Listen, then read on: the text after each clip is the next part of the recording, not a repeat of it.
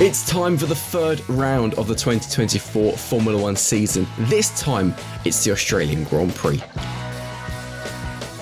Remember what happened last season? Max Verstappen spun, Sergio Perez crashed in qualifying. We saw a record of 3 red flags during the race, which caused as many as 10 retirements, including the 2 Alpine drivers who drove into each other.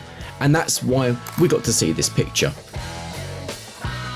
It should be clear, Albert Park is a classic and is always incredibly treacherous. My name is Nick Golding, writer for RacingNews365.com, and in this video I'm going to prepare you for this weekend's Australian Grand Prix. Now let's get started by talking about the track. The Albert Park circuit is just under 5.3 kilometres long. There are 58 laps, and due to the new layout of 3 years ago, the lap now consists of 14 corners. Although there are 4 DRS zones, there are only 2 DRS detection zones. This means if you manage to overtake the car in front after the first zone, you will have DRS in the second zone and may be able to drive away. It is also not surprising that the lap record was set last year, because then the DRS was allowed to open 4 times, while in 2022 it was only allowed on 3 occasions. Max Verstappen's lap is at the top of the ranking of fastest laps, with an average speed of 247 km an hour.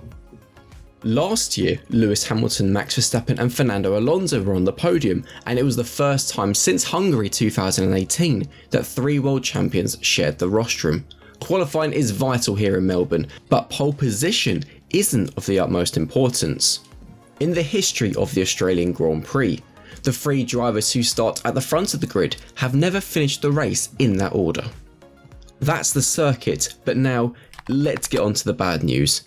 This Grand Prix will be the toughest when it comes to getting up early for everyone watching from Europe, because Australia is already quite a few hours ahead of us here, but due to 2 factors we will have to get up another hour earlier. After last season's race, the drivers complained that the lowering sun was becoming an annoying problem in terms of visibility. Because of this is one of the leading factors as to why the race is taking place an hour earlier than last season. Apart from the fact that Albert Park is quite treacherous, Pirelli have also raised some concerns with the teams. Pirelli have decided to use the softest tyre, the C5, during the race together with the C4 and the C3. We've already seen the latter 2 in Jeddah and Bahrain, but the C5 has yet to be seen this season. This is currently Pirelli's softest tyre, and that rubber is suitable for slow circuits where there is little tyre wear and a good dose of grip. Last year, for example, we saw this band in Azerbaijan. The C5 is currently the least used tyre in the current generation of Formula 1 cars. This is also reflected in the test days in Bahrain, when only 140 km was covered on this compound by the teams. Hamilton was the only driver to do a run with it, and Williams mainly used it in a run-in and run-out laps. In short, for many, this is a big question mark. The next news comes from Susie Wolff, the wife of Toto Wolff, and maybe a bell will ring there, because she also came under fire in December 2023.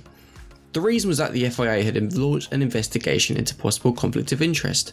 Susie is not only the wife of the Mercedes team principal, but also the managing director of F1 Academy. A magazine suggested that she had shared confidential information with her husband. The governing body announced about 2 days later that the investigation of the case was closed because no charges had been filed and there was no reason for a formal investigation. Now, 3 months later, Susie has announced that she has filed a charge against the FIA over the false allegations. Will this only last for 2 days? Is Sainz going to drive? The biggest surprise of the previous Grand Prix in Jeddah was of course the replacement of Bearman. Carlos Sainz was unable to compete in the previous race weekend due to appendicitis that caused Bearman to race. And he did that excellently. The 18-year-old Briton finished the race in P7, and the big question was that his last Formula 1 race in 2024? Of course, that depends on Carlos Sainz, who is quickly successfully operated on and then of course has been forced to rehabilitate.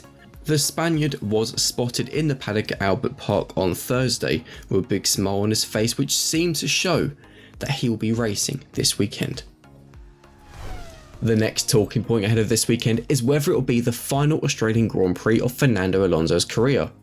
There is a chance of that. Fernando Alonso is now in his 21st season in Formula 1. The 2-time world champion has indicated several times that he does not know whether he'll continue in the premier class of motorsport.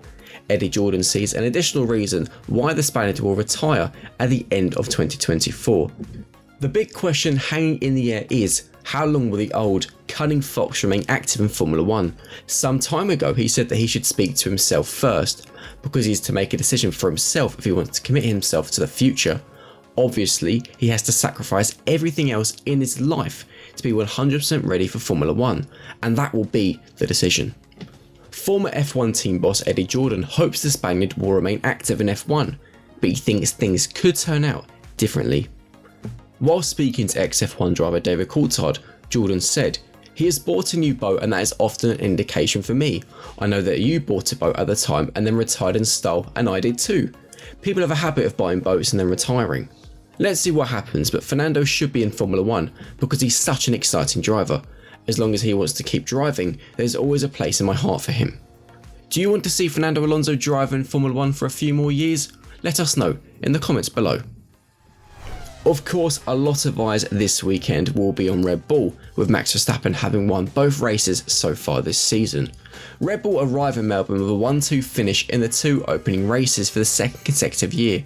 Their dominance is so great that none other than Max Verstappen and Sergio Perez occupy first and second place in the championship. That said, Red Bull has never finished first and second at Albert Park, and this was also the only one of the first 5 races of 2023 where they didn't finish in that order. Red Bull have also never finished 1 and 2 in 3 consecutive races in their history as a constructor. Of course, you never know in Formula 1, but given their current dominance, it is obvious that this record may well be broken. Are you looking forward to the Australian Grand Prix this weekend? Make sure to let us know in the comment section below, subscribe to the channel and like this video. Make sure you're keeping up with RacingNews365.com here on YouTube, where myself, Nick Golding, and lead editor Ian Parks will be bringing you the F1 update after each Grand Prix session. Have a great weekend, it's race week.